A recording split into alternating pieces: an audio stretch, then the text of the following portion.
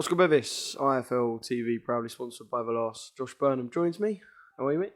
All good, my man. What's happening? Not much. You don't look like you're all good. I'm going to out you on here. Just returned from a stag do. You look in a serious bad way. Yeah, dickhead, bro. Yeah, no, I'm not feeling 100%, I've got to be honest. I've been better, I've had better days, but we move on. Was you out there celebrating Baluta's win partly as well as the stag do? Yeah, man, you know, a couple cocktails on the beach, few early nights and that. Little celebration here and there. Good to go. I know how it is. Let's talk about that, by the way, because obviously when we spoke on the night, I said that was kind of a win that you guys, one, needed, and two, deserved because of a couple bits of an unlucky rub of the green, should we say. But yeah, a win that you guys needed as well. And you said that because you'd been on the wrong end of some results and, I don't know, kind of a relief and weight off the shoulders with a massive result on TV like that. Absolutely. Yeah, you know, obviously I understand a few of the losses we weren't expected to win, if you know what I mean. If we had won, it would have been a big ask. But you know, you come close so many times and it doesn't really do anything for your self-confidence. You know what I mean? No one likes losing, even if you are supposed to lose, if that makes sense. I know we were the B-side in a lot of the fights, but yeah, we needed that win massively. Our confidence needed it big time. When you watched it back, I take it you've watched the fight back from a TV perspective. Did you kind of feel the same, feel like it was wider, closer? I thought it was pretty bang on, to be honest. Yeah. I thought, thank God the judges can't listen to the commentators. Do you know what I mean? The commentary was biased. And I guess we are. Is that to be expected, I suppose? You got to expect it, but it was quite bad. You know, I'm listening to it with a full volume. It was quite bad, but no, it was as I expected it. But before the fight, I really wasn't expecting Brad Foster to be so dirty. You know, in my opinion, that's a 50% Baluta from what I've seen. You know, sparring in the gym from previous fights. I think he's improved in a lot of ways, and he showed he improved in a lot of ways. But it just, because Brad Foster made it so scrappy, he couldn't get off a lot of it. We wanted him to get off. You know, we really made it dirty for us. Should have had a few points taken off him really for his head. But again, there's not much you can do. Not much you can do about that. You kind of got to get on. You know, over a year out the ring, you got a guy who at the start of the year was the British, Commonwealth and European champion, and he's playing a horrible, dirty game. I thought Baluta actually did quite well. Obviously, you would have been focusing on what you wanted Baluta to do in the ring. But in terms of Brad, do you actually think him being a little bit dirty and rough on the inside, do you think that played into his hands and played into your game plan? Yeah, I think that he probably thought that would just throw him off. But in reality, he's in there with a complete raving lunatic who will just throw punches no matter what you're doing at him. You know, you can't... I mean, there was one time I went down sparring, right? And in the first round, I didn't really notice it, but he got kneed in the leg or something. And at the end of the round, he's coming back and he's limping all over the place, but he wouldn't stop. He refused to stop. And not only did he not stop, he didn't stop throwing punches. He just kept going forward. And afterwards, he goes, yeah, basically this is what happened. And I said, well, why didn't you tell me that? And he said, out of respect for you, I didn't want you to be embarrassed of me by giving up. I was like, mate, sod that. But that's just what he's like, man. Do you know what I mean? If he misses with a punch, he's gonna throw another one. And if he misses with two punches, he's gonna throw the third one. And that's just the way it goes. And you know, he threw him on his back twice. And you might have thought that might have affected something, but it's just gonna make him keep coming, you know. Does it make him kind of one of them fighters who's, obviously I know there's a language barrier, and we spoke about that again after the fight as well, but does his sort of craziness, in a way, make him easy to train in the sense that when a game plan isn't going to plan, because game plans don't always go to plan, in the next fight there might be a time where he goes completely out the window, but the thing you do know is, if it goes out the window, he ain't going to stand there lost. No. He's just going to go hell for leather. So it's kind of one or the other. Yeah, exactly. It's always nice to have, you know, a plan B and C. Yeah, with him, you definitely have that. I've got to worry about his toughness. I'll tell you one funny thing that happened, though, that I think I forgot to tell you about on the night. So obviously, he didn't want to have a stall. He was trying to prove a point again. He didn't sit down for 10 rounds. Yeah, but obviously, he he's standing up and he's kind of moving back and forth while I'm speaking to him. And Aaron, doing his Vaseline, the first round, he's like, Baluta, stand still. Baluta, just stand still. By round 8, he's got Baluta like this. He's pinned him up against the rope. And he's doing his Vaseline like this. And then before the bell went out, he goes, can you stand the fuck still in the next round? Yeah, and then go. That was more entertaining than the fight, I reckon, is watching Aaron lose his shit at Baluta. Oh, mate, brilliant. But all in all, like I said, a win. And I know he said he's got big things coming, but I suppose he's had time off. He's back in the gym today, did you say? Yeah, should be back in the gym So today, yeah. should be back in the gym today, yeah. So, and then I suppose back in the gym waiting for something big, I guess. Yeah, man. We've been speaking. He's managed and promoted by the Warrens. So I've been speaking to them about a few potential opportunities coming up. And yeah, I won't say more than that now, but hopefully there's something big coming up.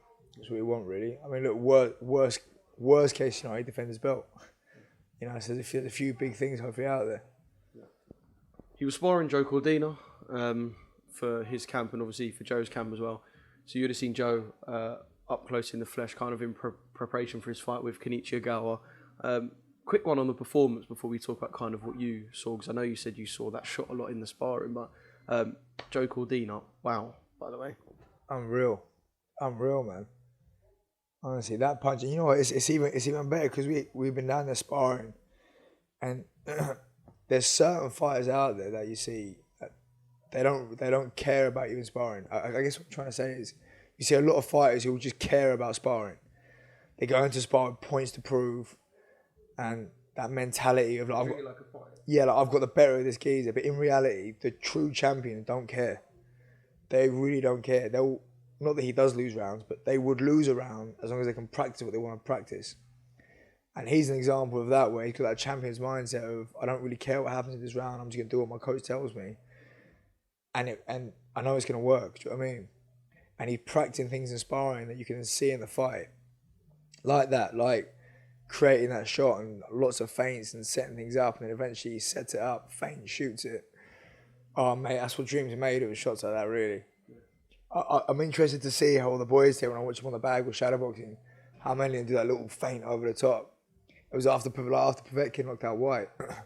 I think for about 3 weeks, everyone just threw left uppercuts non-stop. I can't remember what it was, but Joe was saying it to me, and it's like, just because someone's got punch power, if you time something right, and you're fast, and you're precise, you will knock them out. Like, 100%. Yeah. 100%, isn't it? Because the geezer's got power doesn't mean he can take a shot. Well, I'm sure he can take a shot, but there's taking a shot, and then there's not seeing a shot coming and taking a shot. I mean, there's not many people out there that can do it. I think that was just a prime example of doing your research, putting the work in the gym, and executing it to perfection. Do you know what I mean? How good would a fight between him and Shakur Stevenson be? 2 ex-Olympians, that would be serious levels of boxing ability in the ring. Unreal, man. Yeah, listen, that's what we love in the sport, things like that. Yeah, that's what we live for, to watch fights. That'd be unreal. Fingers crossed we get it. Talk about some of the other boys. Anis was in the boxer tournament, didn't go his way, and I know now you're kind of thinking about plans to move down to light heavy. Yeah, he was very unlucky in that tournament.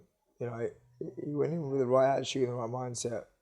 He just took an absolute peach of a punch in the first round. I think anyone would have got knocked down by that punch. But this is the second time his career's been down, and the second time he's come up and come back on stronger. But it's almost impossible to win a three round fight with a 10-8 round. Do you know what I mean? That basically means the judges have to. And one judge did give it a draw. Judge gave it by a point, but if you think about it, is a judge really going to allow it to go a draw after the knockdown in the first round? Have to go back to the scorecards and do a whole other process. I don't really know how they would do it if it ended up a draw, because someone's got to go through. So it just seems like potentially it was a bit long for them to give it a draw. Do you know what I mean? But listen, again, fair play to Yoga. I got to the final. I just feel he can compete cruiserweight. I just feel like he has the ability potentially to go to light heavy. There's a lot of big boys in cruiserweight that are coming down from the 100 kilo plus, where he kind of always around cruiserweights. And I do feel like he's got enough power, he's got speed to hold his own at cruiserweight, but I just want to give it a test. I mean, let's see if he can do it. See if he can get his next fight just above the light heavyweight limit. And I suppose a loss in a tournament like that, when you look at someone's record, is not the end of the world. You kind of leave the amateurs to escape the 3 round fight. So when you're looking down a record, no one's going to kind of base a fighter off of that loss. So it's not the most damaging of losses as well. No, not at all. He got good exposure. A lot of people were talking about him after the fight. It's kind of saying about how his shoulder locked. Because it was a heavy knockdown. I thought it was gone. I had my towel in my hand, ready to go. And luckily, it was literally the last punch of the round. To then come back and win the next 2 rounds, do you know what I mean? But he was coming off a loss already. So it wasn't as if he had lost a fight, rebuilt himself, and then lost again. His career didn't change. You know, he's in the same boat. It just a few more people knew his name. So if anything, it benefited him being in that win or lose. The pressure was on the other boys. So yeah, we'll see what happens with him now.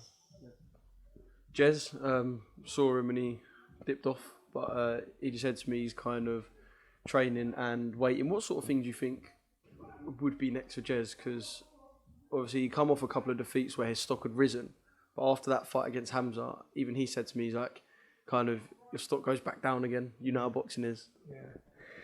Yeah, man. I mean, he literally just got married. So he got himself a job. He's still training, but he's working as well. I think, to be honest, I've just kind of taken the pressure off him a little bit. You know, he calls me every other day talking about this now. So just stop talking about boxing, man. Do you know what I mean? Just enjoy it. I think he's going away on his honeymoon shortly. Go and enjoy yourself. Don't put any pressure on yourself. Come back and we'll see what options there are. You know, one thing I do know is he's not going back to a small hall show to fight against Journeyman. If he does come back, he's coming back to good fights. Maybe get paid a bit less money. He might have to rise the stock again. But at the same time, you know, if he hasn't, I'm not one for keeping my mouth shut. If I tell him it's enough, then I'll tell him straight away. But I don't think it is, and I don't think he's done. So we'll probably be seeing him soon. And Slav, just spoke to him there. I think I haven't spoke to him since he was 1-0. He's now 4-0. Been doing his thing, been nice and active. And he said to me, he's looking, or you guys have been looking at someone who's now a little bit more of a test, going to come forward and give him something so he can show a lot more of what he's about. Yeah, man. Slav's like a ideal person to train. He's always on time. He works hard. He's double hard. And he just wants to fight anyone, man. You know, he's not 18. I think he's late 20s. He's in very good. He's looked after himself his whole life, but he just wants to push on. A lot of people say it, I'll fight him and things, but he just wants to get in there and test himself more than anything. I think his mindset is, if I'm not good enough, I'm not good enough. You know, I believe he is. He's done 2 4s, 2 6s. Ideally his next fight to be a 50-50. Yeah, push on nice and quick. Get an 8-rounder next. And Mitch as well. I know sort of Aaron's, say, the main man for Team Mitchell Smith, but just to see him come back a couple of weeks ago, get back in the ring, and I've just wrapped up 20 minutes with him, just knowing how much that means, albeit a small hall fight, and he said, that's not going to define this next stage of my career, and it's not going to get me what I want, but just to see him back doing that, brilliant. Yeah, it's good, man. Like me and Mitch have trained together our whole lives. You know, we were amateurs together from the age like 12 years old. Both turned pro. Yeah, he was pro before me actually, but we both turned pro with the same bloke, Jason Rowland. So we're training all amateur, all pro together, and it's kind of gone full circle now. Aaron's doing a great job bringing them back. You know, them two get on. I've never seen it before. You know, and. He's not the easy person to deal with at times, you know. But Aaron doesn't shock me in the slightest. But Aaron is the person to be on that level with him, if you know what I mean, to keep him sane, keep him grounded in the gym. And I've signed a management deal with him, and the idea is just to start him back on a small hall show, which we did already. We've got another one coming up, and then see which big promoter is interested in him, you know. He's not getting younger either, so we can't waste our time. He understands that, you know, he's got to be back in big fights soon, otherwise he can't go and have 5 fights against Journeyman. He'll do these 2 and then he wants to get straight back into it. So, Yeah, that's the plan with him. But it is exciting. It's nice to see. You know, there was a long time where me included, a lot of people didn't think he'd be back. You know, maybe 10 level was making a comeback and it didn't happen. He was making a comeback. And again, with the dynamic he's got here, where me as his manager and more importantly, Aaron is his coach, and the relationship they have, all of a sudden, a few months forward, we're all thinking, oh, it's actually going to happen now. And then it did. And it was just like, so it's quite an overwhelming thing. You know, we're in the Watford Leisure Centre and everyone's just like, we're here now. Do you know what I mean? I can't believe it. This whole full circle's gone round. And he, you know, he performed, got the knockout, back with a bang, at the wrong weight. Do you know what I mean? So have another one at the weight below and then bring him down from there. Yeah. Because people do know who Mitchell is in British boxing. Like, he is a name. All right, his last big fight was the Jupp fight was 2016, wasn't it? So his last big fight was 6 years ago. But people do know who he is. So I suppose for television, for promoters and people looking at Mitchell, there is going to be something there.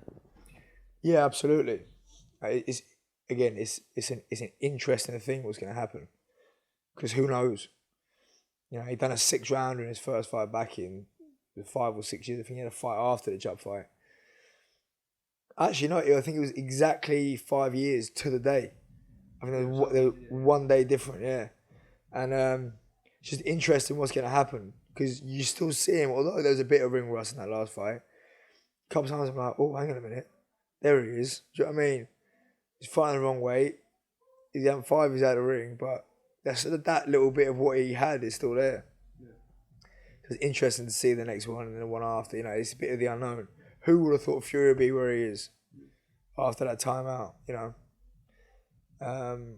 So yeah, interesting. Look forward to seeing what happens with Mitch. Sweet, Josh. Thanks for having me down. I'm going to speak to the rest of the boys now, and yeah, pleasure as always. Cheers, man. I'm going to go cry in the toilet. Take some more paracetamol. Welcome, Team Everlast, to the Team Everlast Fitness app.